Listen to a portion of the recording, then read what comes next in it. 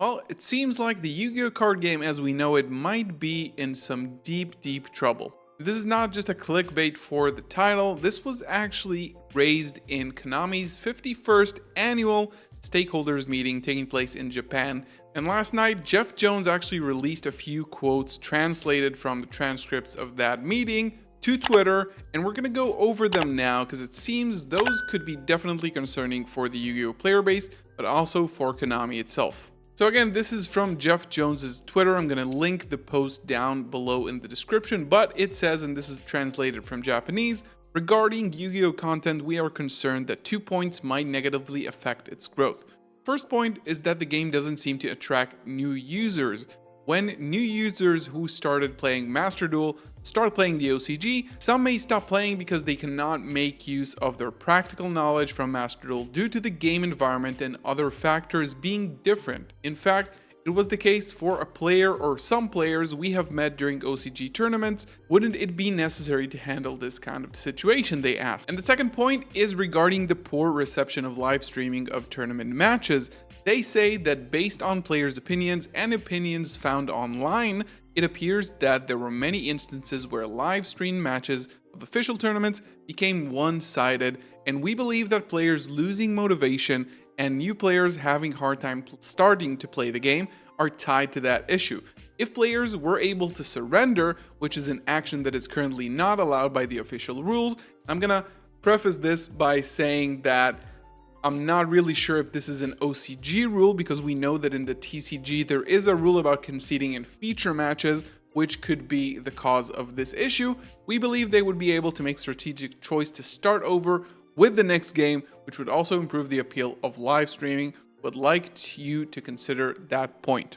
So there are some different points raised here, and I think the first one is that it seems that like the main issue from stakeholders is converting players from Master Duel into paper Yu-Gi-Oh because they think creating new users in the card game itself, the physical card games, converts to actual more revenue. Master Duel is a free-to-play game. It's very different from the TCG. It is a best of one format, and it also has continuous support from Konami in terms of balancing and forbidden and limited lists almost right now on a monthly basis. This means that the game is constantly being handled and balanced by Konami, keeping it as fair, fun, and relevant as possible, making it super dynamic and hard to become boring because everything is changing all the time, and you can feel the company's involvement in that game. But when Master Duel tries to convert players into paper Yu-Gi-Oh, which I think is one of the main goals of having this free-to-play simulator,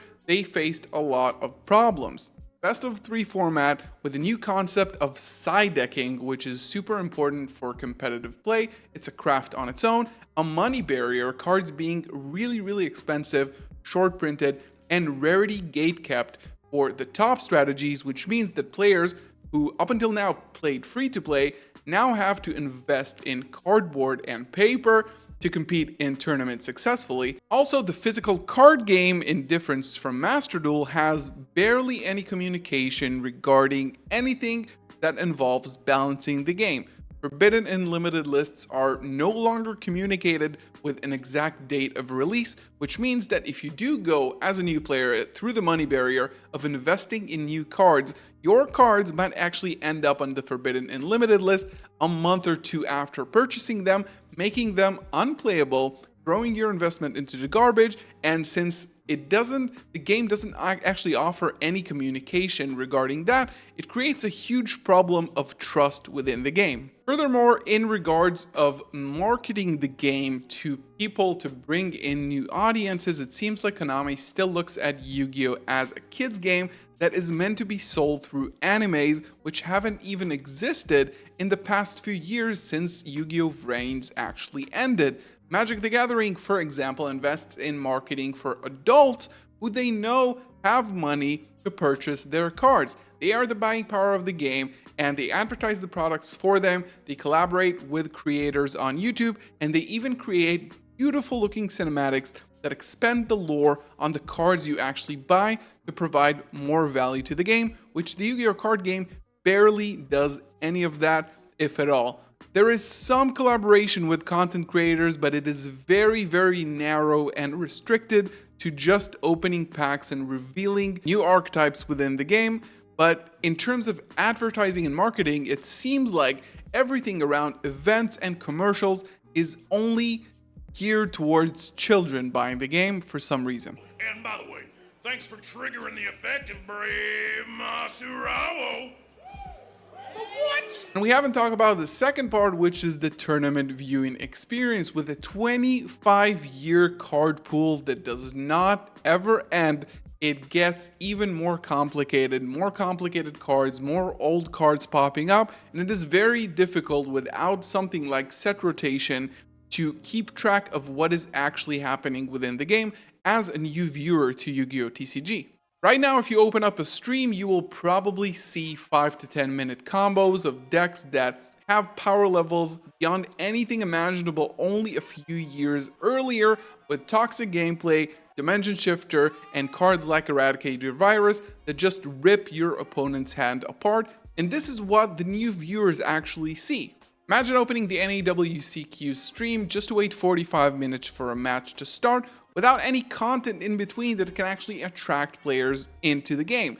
Imagine in between rounds there is also a Master Duel tournament within the venue that creates parallel content being streamed, and once you're waiting for a physical round, because we know those takes a long time, you can watch a Master Duel stream that can help you get familiarized with the game and also show you within the same event what are the differences between the two games. And this is something I talked a lot about when Mystic Mine was legal, that when Konami's events are streamed, they basically only featured Mystic Mine in almost every feature match when it was legal, to the point where they didn't even care about the card from a card design or game design perspective.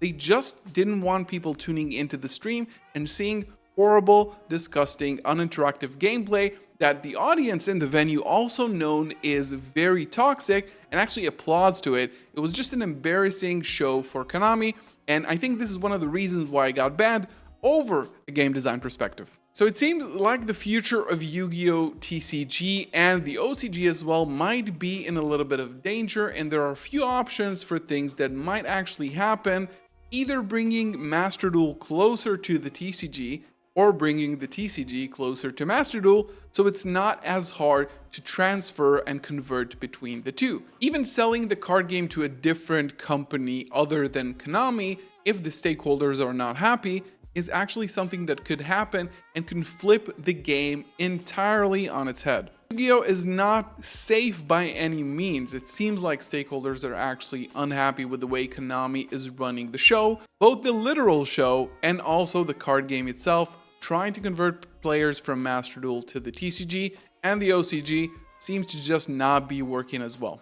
And after years of basically, poor event coverage, zero communication to the player base, and a huge lack of balancing to the card game and the format, it is not really a surprise that some people are now raising eyebrows at this and trying to change it for the better. So let me know what you guys think about this topic in the comments below. I think this is, on one hand, personally concerning because this shows the flaws within the game, but it also means that there could be huge differences coming into the game, and as a veteran player, or for veteran players in general, this might be a hard pill to swallow. But on the other hand, it could mean a lot of very good things happening with better event coverage, more transparency, and even better card design and format design that could help people transfer from Master Duel to the TCG.